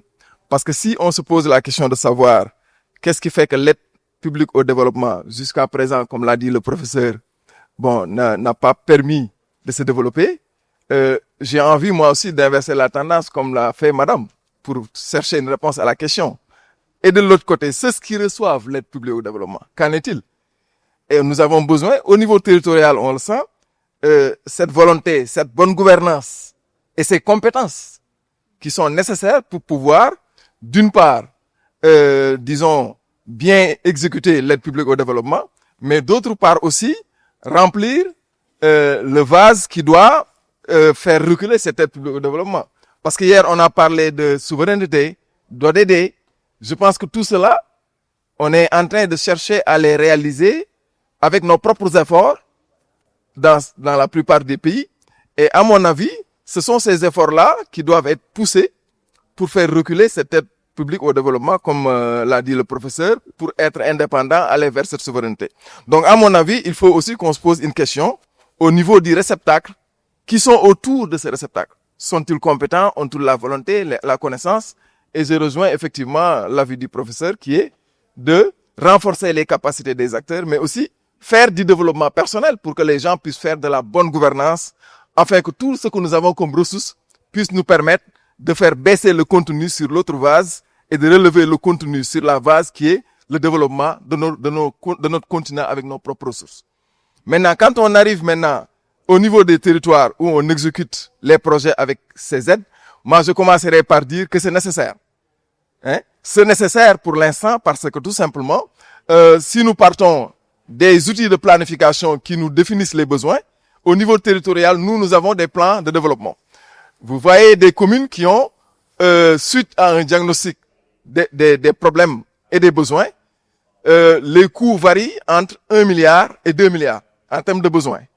Une commune qui a besoin de 2 milliards pour sortir du gouffre, l'État lui transmet un budget de 300 millions. Vous voyez ce que ça fait. Donc, là, il y a nécessité, effectivement, de faire recours à d'autres sources. Et je vais vous donner un exemple encore plus concret. Avant l'acte 3 de la décentralisation au Sénégal, le Conseil régional de Saint-Louis avait mobilisé pendant 3 ans 25 fois son budget via la coopération décentralisée avec des régions françaises qui ont aidé à construire des lycées, à rénover l'hôpital, à même travailler sur la recherche par rapport à un vaccin lié à la bilharziose, le Bilbax. Ce travail-là a été porté par le Conseil régional avec l'appui de Rhône-Alpes, de Midi-Pyrénées, etc. Juste pour vous dire que c'est nécessaire, mais il y a eu lieu de voir est-ce que derrière il y a cette bonne gouvernance et de l'autre côté également, l'effort et la volonté de remplir l'autre vase à partir de nos propres ressources pour que la vase communicante qui est l'aide au développement passe au niveau 0. Voilà ce que je voudrais dire, Penda. Et la recherche, on y est à Saint-Louis. À chaque fois que nous avons un projet avec l'Université Gaston Berger, on essaye d'introduire un volet recherche-action pour pouvoir valoriser les résultats et le partager avec les autres. Il y a aujourd'hui l'Université de Barcelone à travers la coopération avec l'agence catalane qui, sur la valorisation des eaux usées, il y a des laboratoires qui y travaillent. Nous avons également l'ambition, d'ailleurs le projet est financé, d'installer un laboratoire territorial à Saint-Louis avec l'UGB pour pouvoir vraiment analyser l'eau parce que comme vous connaissez, la région de Saint-Louis, c'est une région avec une forte présence d'eau. Donc du coup, nous nous appuyons sur l'université, sur la recherche en général parce qu'il n'y a pas que l'université, il y a d'autres institutions, l'ISRA, etc. Mais je répète ce que je disais hier. C'est-à-dire, je ne sens pas l'intensité du sens où c'est les institutions qui vont vers les acteurs politiques ou les acteurs de développement. C'est l'inverse qui est plus ressenti, à mon avis. Et je pense que c'est à ce niveau qu'il va falloir corriger. C'est-à-dire que les institutions de recherche, les universités, se déplacent vers les acteurs après avoir trouvé certains résultats extra. Et là, il y a toujours, effectivement, des passerelles, comme notre agence, qui est l'agence qui appuie les collectivités territoriales et qui développe des projets et qui mobilise l'université à chaque fois que j'ai le besoin. Et j'en profite pour remercier le LASFAT et féliciter le professeur avec cette recherche-action que nous avons fait sur la place des femmes au niveau des conseils municipaux. Et aujourd'hui, il y a un travail de titan qui a abouti à des résultats vraiment probants que nous avons constatés de visu, c'est-à-dire des femmes élues qui aujourd'hui vraiment se sentent bien relevées auprès de leur père. Donc voilà vraiment ce que je voudrais dire comme élément contributeur. Et à vous pour des éventuelles questions. Okay. Merci beaucoup, Monsieur Gay. Je vais maintenant poser la question aux panélistes, mais je vais aussi la poser au public. La question qui me taraude, c'est encore une fois toujours en relation avec la question de la pauvreté d'expérience. Je pense que vous voyez ce que je veux dire. Et donc ma question, c'est nous traversons une nouvelle crise. Une phase aiguë particulière avec une dimension fascisante, une dimension sexiste extrêmement prononcée contre l'inclusion, etc. Comment, à la différence des autres crises que nous avons traversées, et elles sont nombreuses et compliquées, comment est-ce que nous pouvons benefit from this context? Comment est-ce que et le public ensuite vous, s'il vous plaît, je vous laisse réfléchir. Comment est-ce que cette crise peut être finalement utile? Comment est-ce qu'on peut s'assurer qu'on sort de cette crise et nous avons des vraies solutions par rapport au financement de la recherche, la question de l'aide publique au développement, pour éviter l'éternel retour et pour que dans 10 ans ou dans 15 ou dans 20 ou 30 ans nous soyons là. Comment est-ce que cette chose peut être une chance? Je sais que c'est ahurissant de le dire comme ça, mais comment est-ce qu'il faudrait qu'on s'y prenne pour que ce soit finalement quelque chose de bénéfique, qu'on puisse dire heureusement qu'il y a eu le tsunami de cette crise du multilatéralisme, pour que ce que Martin disait hier, pour qu'on puisse se ressaisir, qu'on puisse se recentrer, qu'on puisse cette question aussi du financement innovant, de la question de l'endogénéité, la question de la décolonialité. Comment est-ce qu'on met en pratique, comment est-ce qu'on décolonise un financement? Vous êtes déjà prêts? Le public s'est plaint ces 3 derniers jours. C'est vous, hein? Il y a eu des remontées, on ne vous écoutait pas suffisamment, on ne vous a pas donné la parole. Maintenant, la parole vous est Sorry, translation is not working. Les traducteurs, vous m'entendez derrière, s'il vous plaît. Il y a des anglophones qui veulent participer aux échanges. S'il vous plaît, faut reprendre la traduction. Désolé. Sorry. Mais à cause de is, yeah. On a un début de réponse. S'il vous plaît, préparez vos questions. Comment est-ce que on prépare la rupture? Oui. Bon. Encore bonjour à toutes et à tous. Encore merci pour l'organisation de la SPAD qui m'a permis d'être là, venant de si loin, Madagascar, et merci à tous les intervenants. Pour ma part, je crois que je suis un peu touchée par rapport à cette question, parce que dans mon université, j'enseigne la gestion de risques et catastrophes. Bon. Et c'est l'une des questions à laquelle j'ai posé à mes étudiants il y a une semaine aussi. Une crise ou une catastrophe, je pense que c'est un moyen de sortir de l'engouffrement ou de cette prise par rapport à ce que nous pensons que on nous a délaissés ou on nous a piégés quelque part. Je me suis dit, ça doit commencer par moi, par toi, par vous, le changement. Faut pas toujours demander, attendre que je veux recevoir, parce qu'on a toujours l'habitude. Changer comment? Revenons à notre source, au plus profond, dans les zones reculées, dans nos quartiers. C'est quoi le vrai besoin des habitants? Où était le faille? Où étaient les blocages? Faut bien le repérer. Et encore une fois, je sensibilise tous les États africains. Prenez nous autres, les chercheuses. Prenez nos idées et essayez d'échanger avec nous pour pouvoir s'en sortir. Mais demander, tendre la main tout le temps, c'est pas une solution. Merci. Très d'accord avec ça. Derrière, super. Où sont les gens qui se plaignaient hier? Bonjour et merci beaucoup au professeur Penda de m'avoir permis d'être là. Déjà, je voudrais dire que ce genre de communion entre chercheurs et entre recherche transdisciplinaire m'a permis de pouvoir avancer dans mes travaux. Et j'ai eu l'occasion d'approcher le professeur Vidal et qui m'a donné la définition de resocialiser la recherche. Et moi, je pense que pour moi, déjà du fait de mon centre d'intérêt qui porte sur les personnes handicapées vivant avec le VIH, je pense que tout d'abord, il faudrait multiplier ce genre d'échanges, ce genre de communion entre chercheurs autour de différentes thématiques. Ce que je veux dire, c'est que j'ai pu assister à cette formation sur la trilogie commun, capacité et care. Et cette trilogie-là m'a permis de pouvoir aller au-devant des solutions que je pourrais adapter en ce qui concerne la mobilisation des ressources des CTA pour pouvoir développer le pouvoir d'agir de la personne handicapée.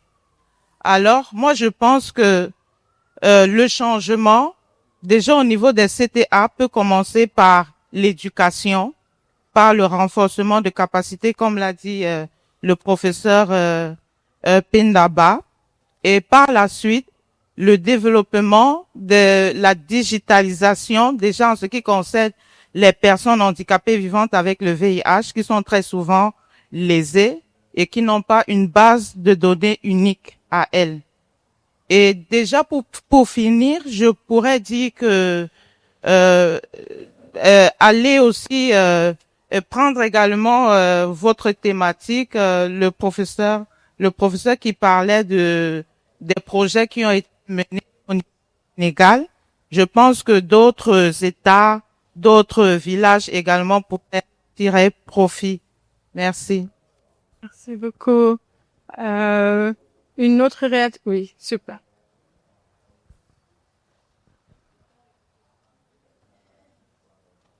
Merci pour la parole donnée. Je vais être brève. Je pense que dans chaque problème, il y a une opportunité.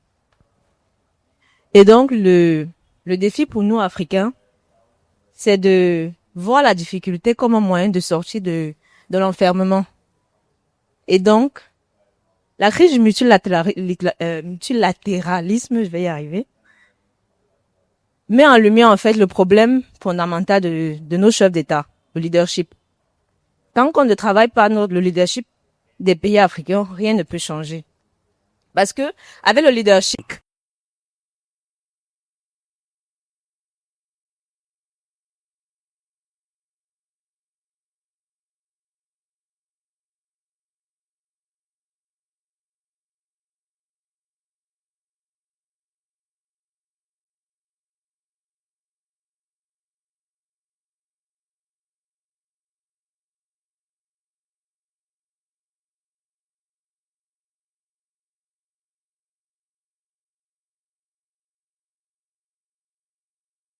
Deux minutes, vous avez chacun une minute pour nous dire, contrairement aux autres crises, comment est-ce que celle-ci, comme elle l'a dit, sera une opportunité pour nous de penser et d'agir différemment. On reprend dans l'ordre de passage. Merci et surtout merci au public. En fait, pour répondre à cette question, cette crise et pourquoi ça ne marche pas, le problème c'est d'abord nous. Oh oui, c'est d'abord nous. Pourquoi? Parce que nous acceptons tout ce qu'on nous propose sans autant analyser, réfléchir, est-ce que ça me convient? Non. Comme je vous ai dit, j'ai monté des programmes, des projets dans mon université, dans mon pays. Mais j'ai participé à toutes les discussions, même financières, au sein de la banque ou des institutions. Ce qui est écœurant, je propose quelque chose, on me dit non, ça, ce n'est pas une priorité, on va pas mettre dedans. J'ai dit c'est mon besoin. C'est ce que je pense de correct qui permet le développement pour ma population, pour mon pays. On dit non. On te propose consultant, des études, non pas construction de laboratoire, de salles de classe et autres financés, ta recherche propre. Oui, ta recherche propre. Un jour, on m'a amené même chez mon ministre, il m'a interpellé. J'ai dit, mais monsieur le ministre, est-ce que c'est un cadre de la banque qui va venir me dire quelles sont mes priorités? Non. J'ai juste dit, voilà ce qu'on veut. Est-ce qu'une salle de classe, c'est un mal? Est-ce qu'un laboratoire à construire, c'est un mal? Est-ce que c'est pour moi? C'est ça qui est périn. Non. On vous propose un consultant, une firme, ainsi de suite, des choses qui ne peuvent pas soutenir le développement. Et vous refusez, on dit non, non, non. Vous acceptez, vous allez voyager, machin, on gaspille l'argent, ou après ce n'est pas décaissé, et on vous dit dans les clauses que vous allez payer. C'est une dette. Et vous vous retrouvez avec des dettes énormes que vous continuez perpétuellement à payer, qui vous distrait, et nos politiques, surtout je finis sur ça, tout est politique. Quand la tête est prise là, le corps suit. Oui, la tête est prise, le corps suit. Solution, si on veut, on change de paradigme.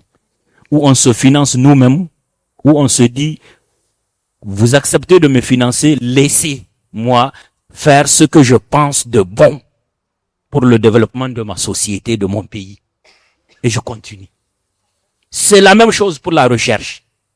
Vous partez en Californie, vous faites votre thèse, vous revenez. Si elle n'est pas conforme aux besoins de votre pays, c'est un gaspillage. Vous retournez. Peut-être vous allez être utile là-bas. Je suis d'accord avec vous, Laurent Vidal. Sur le contexte européen, ce que vous avez dit, c'est juste. Mais sur le contexte africain, c'est à nos pays de financer nos propres besoins. Et là, le cas américain, c'est exact.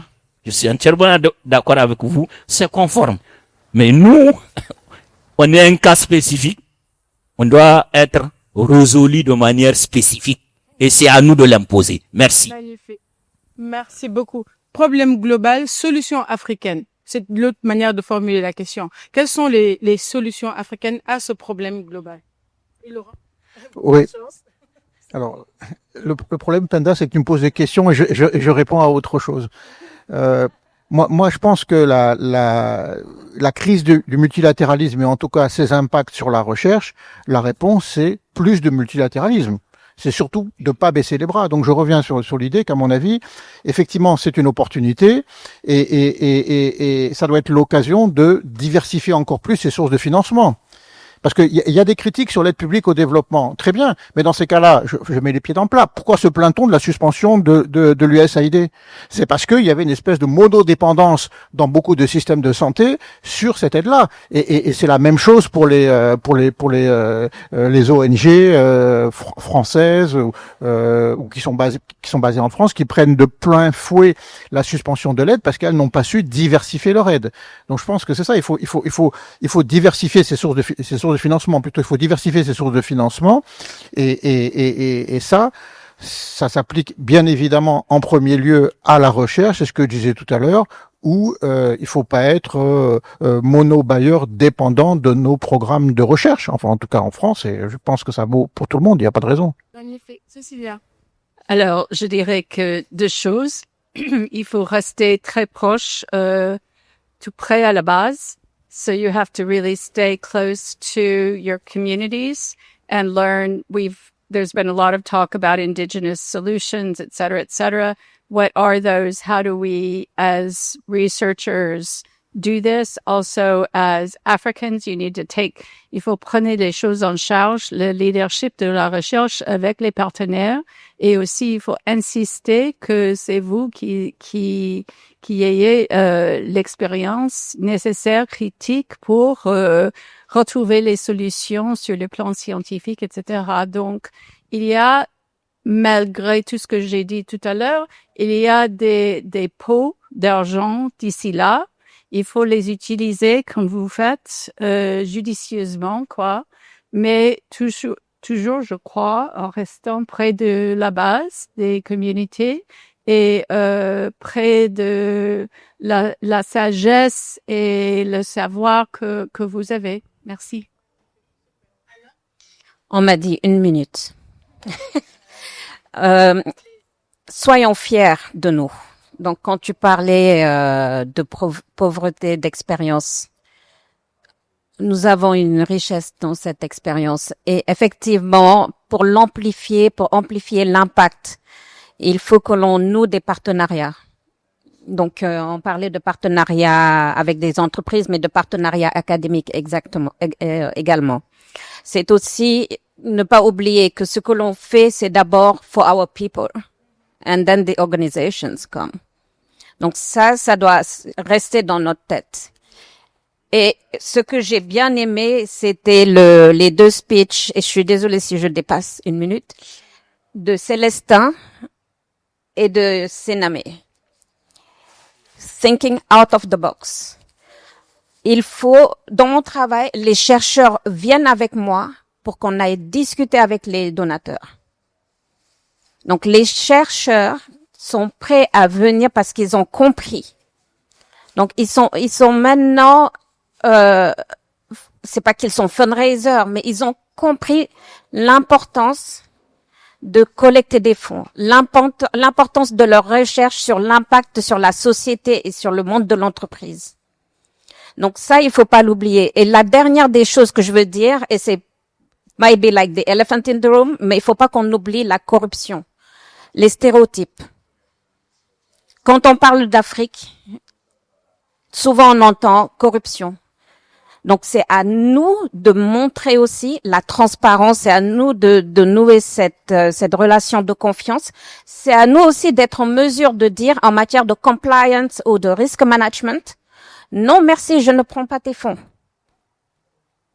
On est en mesure de le dire, on est en mesure de dire ces fonds, tel donateur, il y a des donateurs à l'étranger, je ne citerai pas de nom, qui, parce qu'ils ont été pris dans des scandales, donnent des millions, par exemple pour des bourses de MBA dans des très grandes écoles, pour du green ou de brainwashing. C'est à nous de dire non, on ne prend pas vos fonds. Donc voilà, action, transparence et for our people.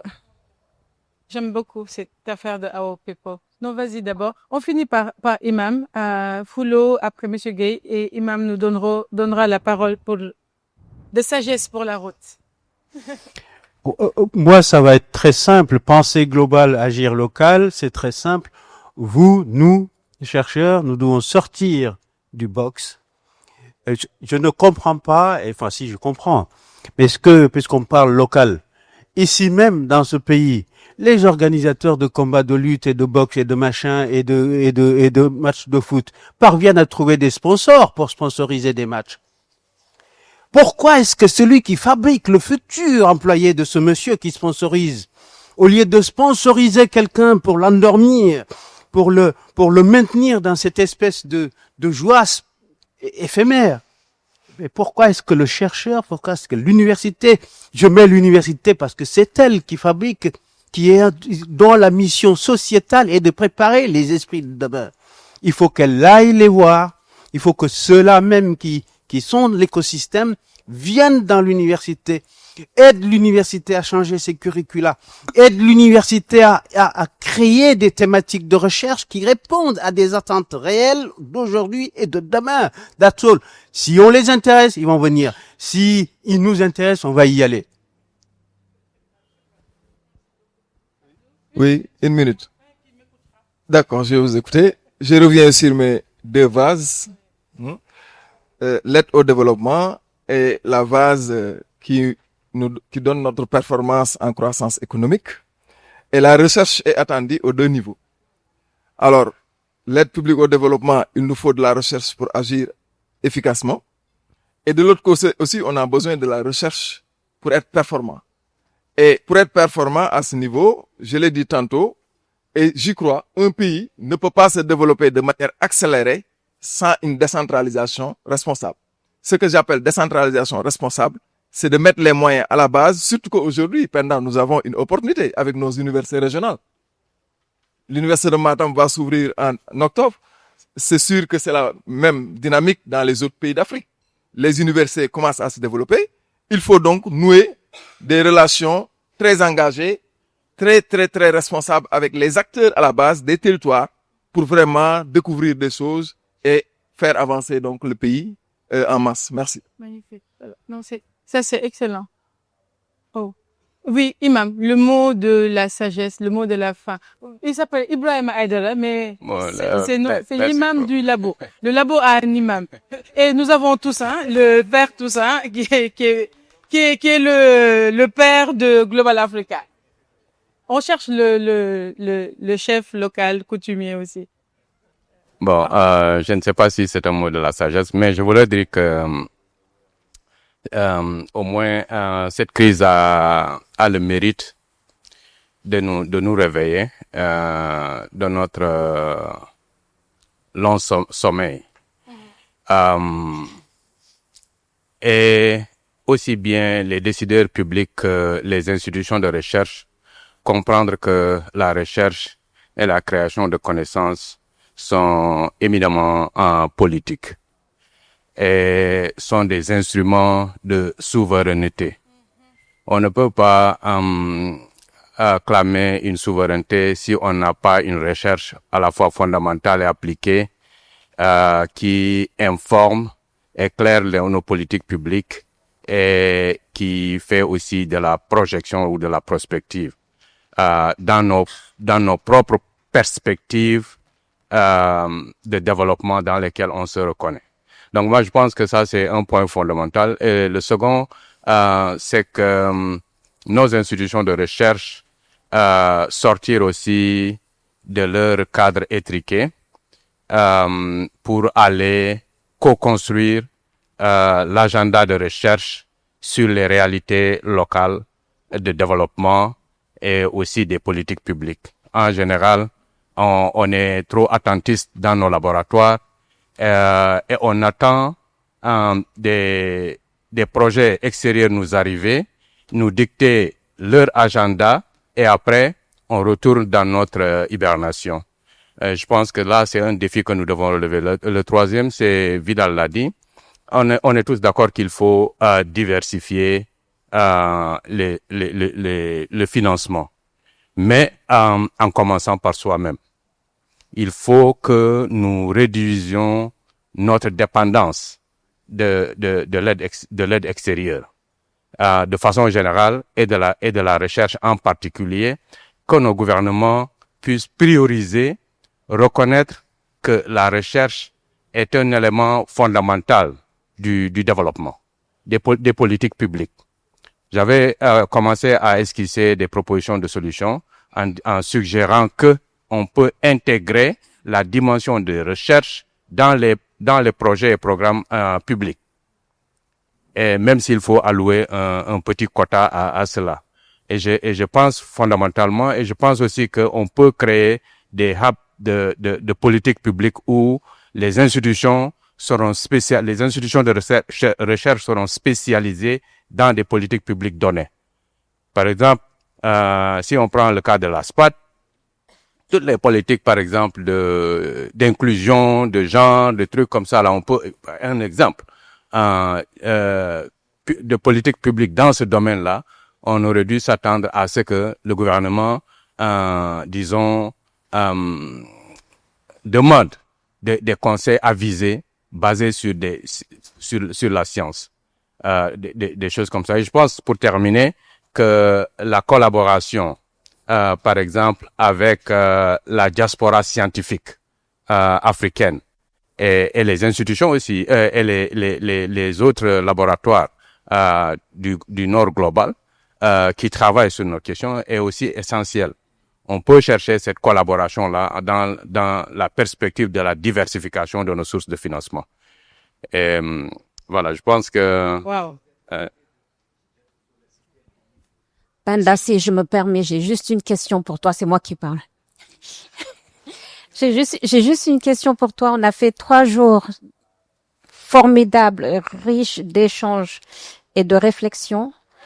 Ma question pour toi et à toute l'équipe, et merci encore de cette opportunité, c'est quel est le plan d'action? Quels sont les next steps en matière justement de changement, de posture, voilà, et d'échange de connaissances, de valeur ajoutée. Très bien, excellent. J'allais dire, il n'y a pas besoin de rajouter un mot à ce que Imam a dit. Et merci vraiment pour cette conclusion et ce très beau panel. Je dirais que c'est la responsabilité de la nouvelle équipe. Nous fêtons 10 ans de réalisation, donc nous avons tourné la tête pour regarder ce que nous avons fait. La décennie à venir va être remplie de nouveaux défis. Des défis anciens, évidemment, le défi du financement a toujours été là, mais aussi des défis nouveaux. La transformation digitale, par exemple, la question de l'IA que nous soulevons, la manière nouvelle dont se pose la question des violences, des inégalités, ce sera la nouvelle charge, moi je dirais, de la nouvelle équipe. Et je ne voudrais absolument pas dicter une ligne de conduite ou une manière de faire. Sorry. À tous ceux qui me disent pourquoi, est-ce que tu es sûr que tu veux partir? Vraiment, c'est sûr, la relève va être assurée, tout ça. Je suis profondément est sincèrement et définitivement optimiste. Je suis absolument certaine que si nous prenons au sérieux, encore une fois, la jeunesse de cette population, sa créativité, son dynamisme, il n'y a pas besoin c'est à eux de définir les nouvelles, les étapes à venir. Je pense qu'ils vont le construire. Nous, on sera toujours là. Mais je pense que c'est une question que je ne voudrais même pas défricher pour eux. C'est vraiment une question collective. Et c'est ça la question. Qu'est-ce qui va se passer? Est-ce que d'ailleurs, et c'est la question que Laurent posait, c'est la question de la survie même de nos institutions. Pas les projets de recherche, mais les institutions. Global Africa est dans une position extraordinairement précaire. Vous avez tous vu ce qu'on a essayé de faire pendant 4 ans. Il faut avoir l'honnêteté de dire et de remercier nos partenaires. Laurent l'a dit, le projet était ancien. Nous avons bénéficié d'un appel, on a répondu, d'un appel de l'AFD, l'Agence française de développement, avec un soutien de l'IRD. Ce sont les 2 principaux bailleurs. L'État du Sénégal, encore une fois, offre le cadre. Nous sommes universitaires, mon recrutement, mon salaire, mon bureau, tout ça, c'est l'État du Sénégal. Et c'est une partie du financement. Et c'est ce qu'on veut. Mais le financement de ces choses-là, de ces institutions, c'est essentiellement un financement extérieur. Aujourd'hui, on le sait, l'aide publique au développement, on va dire, qui va venir de la France, va être fondamentalement réduit. On ne parle même plus des États-Unis. Open Society a complètement changé sa manière de financer. Même moi, je suis complètement désamorcée par rapport à ça maintenant pour aller chercher des sous. Et vous savez pourquoi Anna est venue. Enfin, pour ceux qui ne le savent pas, et j'espère qu'elle va rejoindre le laboratoire pour nous aider à comprendre ces enjeux-là. On n'est pas sûr aujourd'hui, pour être très très honnête, qu'on aura une phase 2 de Global Africa. C'est là où le monde et la catastrophe nous situent. Mais la question aussi que je posais, c'est une question pour moi. Comment est-ce que nous, Rachid, et la nouvelle génération, on prend acte de ça pour dire comment ça va nous bénéficier? Est-ce qu'on va aller faire de l'agriculture? Est-ce qu'on va faire de la pisciculture? Qu'est-ce qu'on va faire pour avoir ce financement? J'exagère, hein, Philippe, mais c'est juste pour dire comment est-ce que fondamentalement aussi on pense à un financement endogène. Parce que c'est obligé. Le niveau d'épuisement et de fatigue morale, physique, spirituelle même, si vous voulez, pour aller chercher de l'argent, être sûr que les équipes vont être payées, que Global Africa va vivre et que c'est pas déjà quelque chose de mort avant même que d'avoir commencé à vraiment vivre. C'est ahurissant comme épreuve. Et c'est dans ce contexte-là qu'il faut continuer, encore une fois, à financer toutes ces ressources, à tenir une institution. Mon gouvernement n'est pas vraiment représenté ici non plus. L'Union africaine elle cherche désespérément à se cacher. Mais moi, j'aurais rêvé d'un soutien de l'Union africaine dans la nouvelle phase de la CEDEAO, etc. C'est dur de se faire discret dans ce contexte, mais c'est le contexte où nous sommes. Mais c'est encore une fois dans ce contexte que je dis résolument, définitivement, de manière péremptoire, que je reste optimiste. On va trouver les solutions. Parce que ce qui est impossible, c'est que ces genres d'efforts-là, que 10 ans d'efforts collectifs disparaissent, meurent comme ça. S'il faut qu'on aille vers l'agriculture, s'il faut que, je ne sais pas quoi, s'il faut qu'on se mette à cotiser. Et j'ai adoré quand vous avez tous insisté sur la part individuelle. Il y a un leadership de la part des États, le niveau politique public. Mais il va falloir qu'individuellement aussi, on se donne. Et peut-être qu'on accepte même ces choses aussi simples qui consistent à cotiser pour tenir quelque chose, etc., aller chercher des autres solutions. Bref, c'est le fardeau de la nouvelle génération, même si nous le portons avec elle. Voici, et désolée pour le retard. Elle veut me taper, mais elle n'ose pas. Vraiment, merci beaucoup à ce très beau panel. Merci infiniment. Merci à toi. Il faut faire de porte pour expliquer ça. Merci beaucoup. Nous venons de terminer cette première session avec notre excellente modératrice qui, comme on s'en doutait, a parfaitement respecté le temps. Donc, nous allons observer une pause café avant d'enchaîner avec le programme du jour. Bon appétit dans 15 minutes, s'il vous plaît.